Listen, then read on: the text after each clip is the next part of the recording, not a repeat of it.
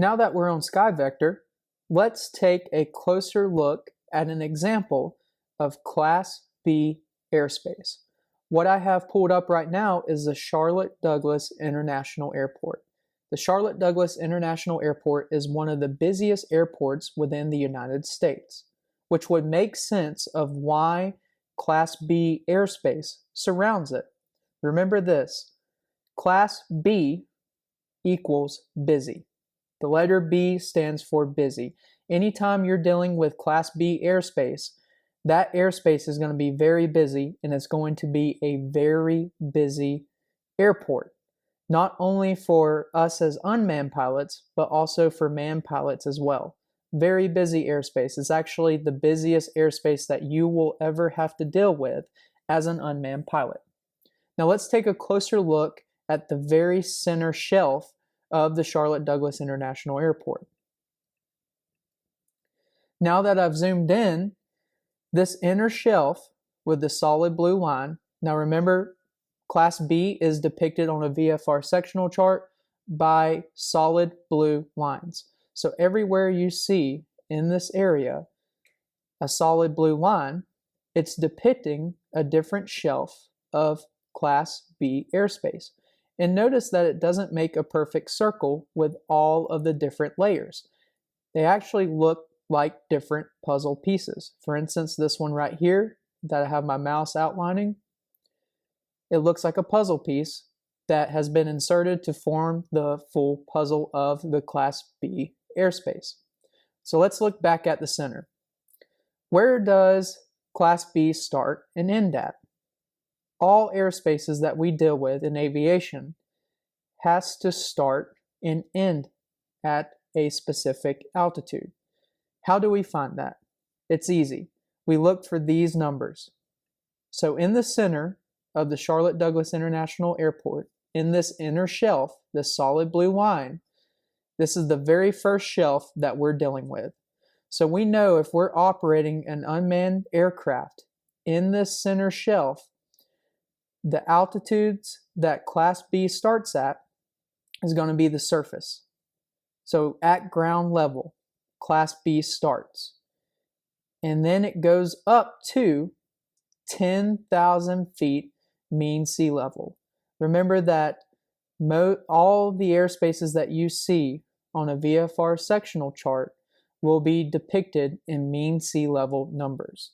So it goes from surface to 10,000 feet mean sea level. Now I know what you're thinking, but doesn't that say 100? All you have to do is add 2 zeros to it. You will actually do that a lot with different numbers on a VFR sectional chart. Not all of them, but a lot of different airspace numbers, you will be adding those 2 zeros. So if it doesn't make sense that it would be 100 feet, then it's not going to be 100 feet. If it doesn't sound like it makes sense to you, it's because it doesn't. So add those 2 zeros, so 10,000 feet. So surface to 10,000 feet tells me that as a remote pilot, I cannot fly inside this inner shelf because I am operating in Class B airspace.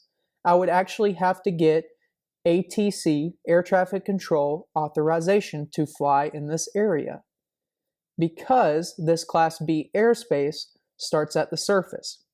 There's no uncontrolled airspace below this because that Class B, which is controlled airspace, starts at the surface and goes to that 10,000 foot mean sea level number. But as I keep extending out from the center of the Class B airport, the Charlotte Douglas International Airport, you'll start to notice that these bottom numbers actually get a little bit higher. The second shelf doesn't start at the surface anymore. It now starts at 1,800 feet mean sea level. Remember, add the 2 zeros. It's not 18 feet, it's 1,800 feet. Up to 10,000 feet. You'll notice that as well, that as we keep going out and these bottom numbers change, the top number will remain the same. That top number is never going to change from the center of the airport as it keeps going out in these different shelves. Now let's move out a little bit further. We have one here, 3,600 feet to 10,000.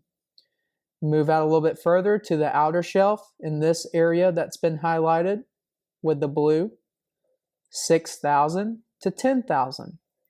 It's almost like a scavenger hunt looking for these numbers in all of the different segments. So if you look here, this segment starts at 4,000 and goes up to 10,000. And you can find the blue segments of where it starts and ends at, those solid blue lines. So this tells me that this area where these blue solid lines are, that Class B airspace starts at 4,000 feet and goes up to 10,000 feet. Now going back to this 1,800 feet, or the second shelf, can I fly here? If we're just talking specifically about Class B airspace, am I allowed to fly in this area without ATC authorization? Of course I am. I am way below that 1,800 number. I'm operating at 400 feet. So I'm very far away from that 1,800 number. If I am operating at 1,800 feet, I'm not legally flying my unmanned system. But if I am legally flying my unmanned system, I'm going to be below that 1,800 foot number. So I'm actually below the shelf of that Class B airspace. Now, the 400 foot number that I was talking about is a above ground level number. So you do have to be a little bit careful when you're dealing with other airspaces in higher elevations. You could come close to that number depending on how high the elevation is for the airport. But Charlotte is a pretty flat area, and that 1,800 mean sea level number is not near or even close to that 400 foot above ground level number. So I'm good.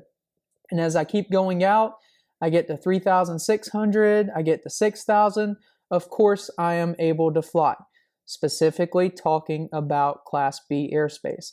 Pretend like these other airports and this other airspace is not around for right now, for this example, since we're strictly talking about Class B airspace.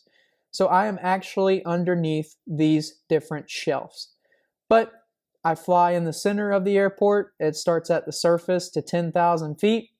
Of course, I'm going to have to get authorization to fly in the center. One more thing about Class B airspace that's important to know is something called the Mode C vel. So I'm going to zoom in here to show you this area. So right here where it shows Mode C, then it shows 30 nm, which means 30 nautical miles. In aviation, we don't use regular miles for distances. We actually use nautical miles when we talk about distance. All this is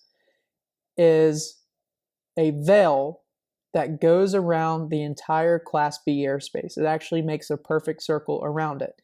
And it's 30 nautical miles out from the center of the Class B airport. So it's 30 nautical miles out from the center of the Charlotte Douglas International Airport. No matter what point you go to on this perfect circle, it's going to be 30 nautical miles out. All this is actually for manned pilots.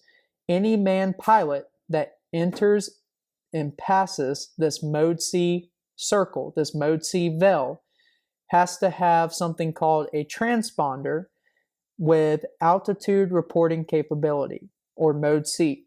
Their transponder will actually send out their altitude information to air traffic control so they know exactly how high that aircraft is. Because you have a lot of aircraft leaving and entering this Class B airspace. So that Mode C is really important for all pilots flying in this area. Now, these pilots that fly in these areas, it doesn't have to be them going into the Class B airspace. Let's say a pilot is flying below this 6,000 number. Let's say this pilot's at 4,000 feet and is planning on landing at this airport, this non-towered airport. So he doesn't have to get clearance for the Class B airspace because he's not inside that actual Class B airspace. He's below it. He's below that shelf. But he still has to have that Mode C transponder. He still has to have it on before he enters that veil and passes through it, even though he's technically not in the Class B airspace. ATC is so busy with Class B airspace, they want to know all of the aircraft that are operating within 30 nautical miles of the actual Class B airport. So this example of Class B airspace is normally what you see anytime you're dealing with really busy airports, the busiest airports within the United States. There's many out there, and there's many different Class B airport examples that we can look at.